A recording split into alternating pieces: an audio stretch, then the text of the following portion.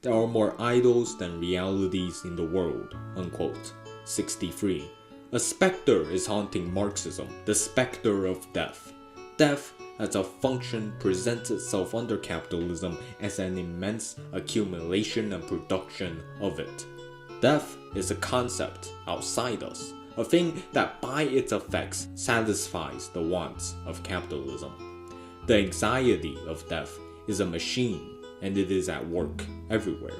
There is but only one philosophical problem, and that is the problem of anxiety production, judging whether or not your mechanical and organic experiences and gestures are worth living as opposed to the death drive, amount to answering the fundamental question of artistic creation, for it is natural in philosophy, before dealing with the actual cognition of what is not, to first come to an understanding about the functions of cognition, the territorialization of the mind, which is regarded as the means by which capital seizes hold of the absolute, of social production. There may seem to be various kinds of cognition, of territorialization. However, there is no limit separating, for instrumentalization has become the absolute end of enlightenment. I probably butchered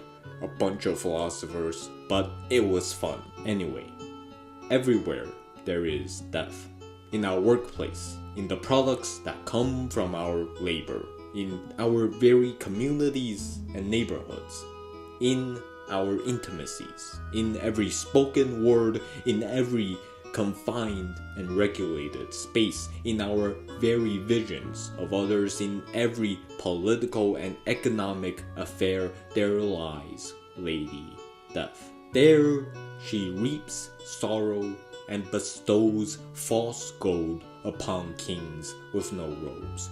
Yet there is but one fundamental death, the anchor, the reference point for all deaths, including deaths of others, a chain of signifiers, of words relating to death.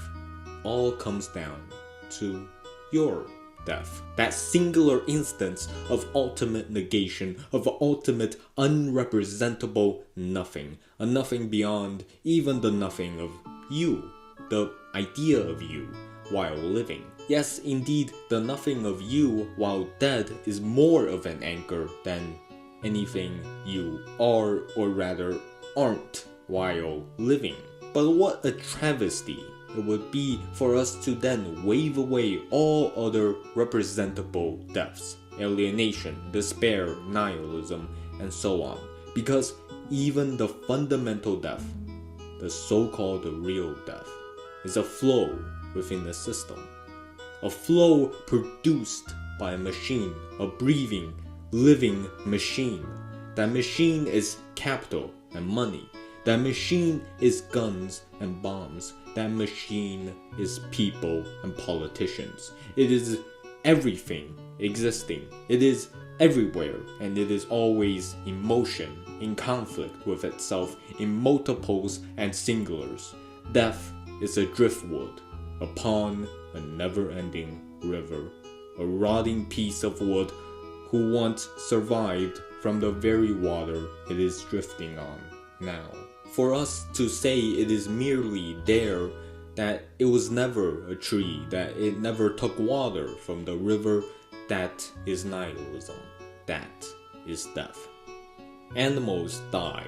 By law, humans ought to treat animals with kindness, but never respect. When animals die, they're not respected unless it's killed by the very hands which raised it, by a farmer, by people who know life and death, who are connected to everyone else and everything. Animals are not respected.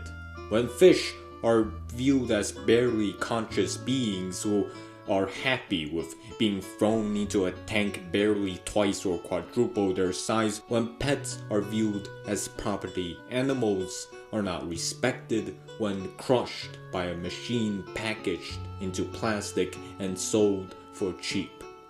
People die, By law, humans ought to treat others with respect, but never familiarity. A poor person gets killed in a war or genocide overseas, but doesn't really matter. A poor person gets arrested instead of aided. They overdose or lack health care if they starve, or if people view them as lesser so they have no one else but each other. If employers reject them, if they die from heat or cold, if a crucial source of government assistance is cut off, if their debt is so deep they can barely see the light, because even if a poor person works until their very death, it wouldn't matter. Not to you, not to me. If a person and their whole family are starving and they can only watch or go out into the ruins of their neighborhood, into bullets and bombs in a desperate attempt to find food, it wouldn't matter. Plants die. People try to take care of plants, but they don't want to check the soil quality or how well the soil retains water. They don't want to check what environment their plants are suited for, how they should water it. A plant is akin to a rock. Unless people see some stupid environmental poster or ad that elevates the plant into a valuable mineral, a plant is a rock. Gods die. People try to keep them alive, but gods die. What of their corpses? What of their lives? Of mice and men, there are gods. Upon every handshake, there are gods.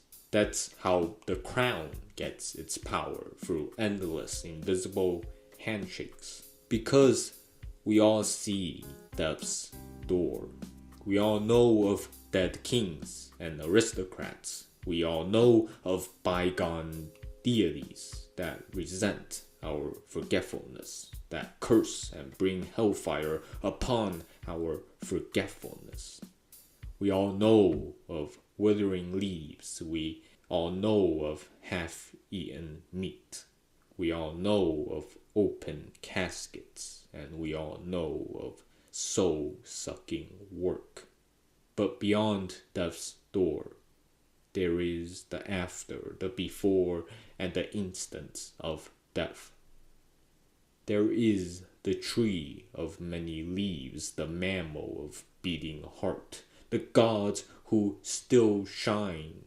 There is the decomposed tree of fungi and insects, the bone of vultures and archaeologists, the gods of historians and philosophers. Beyond death's door, there is a social, economic, and political functioning of death. There is indeed humanity. No matter how inhumane the death was, no matter how bloody and cold, no matter how mangled the body, in the end, the death was invented. Socially, economically, politically, metaphysically. Death was never a negative negation. The rich only make it out to be that way for their own meaningless gain, so they can feel that their life is worth anything. Through the endless imposition of death, through wars, imperialism, poverty, they nihilistically gain their false gold. Okay, so you can see that this wasn't really a video like high effort. I just wanted to get it off my chest because I'm not working anything. I want to work on something. I'm doing an animation right now. I'm trying, I guess, but I'm just nihilistic. I haven't even started on it. The first part, it was a bunch of references that was from my actual real writing, my big project on capitalism. So that was some serious shit. Okay, so the rest was just off the whim, But the first part that was revised and proper, And I might add some of this to my proper project, obviously revised and blah blah blah. You know, if you're a writer, you know. So I guess this video is kind of a teaser for my actual writing on death in my big project on capitalism. Who really cares? No, I'm the only one that's excited about this because you know it's my art. I don't care what you think of it. I just want you to read articles. I want you to read books and write your own stuff. Create your own stuff. Paint your own stuff. Fucking music. Even though I'm horrible at music. I can't figure it out. So yeah, I wrote this at 1:50 a.m. after being gay and reading yaoi. That's my life for ya. I don't think reading yaoi makes you gay. I mean, the representations of men in yaoi are fucking ridiculous, and socially speaking, it doesn't matter because the gender is a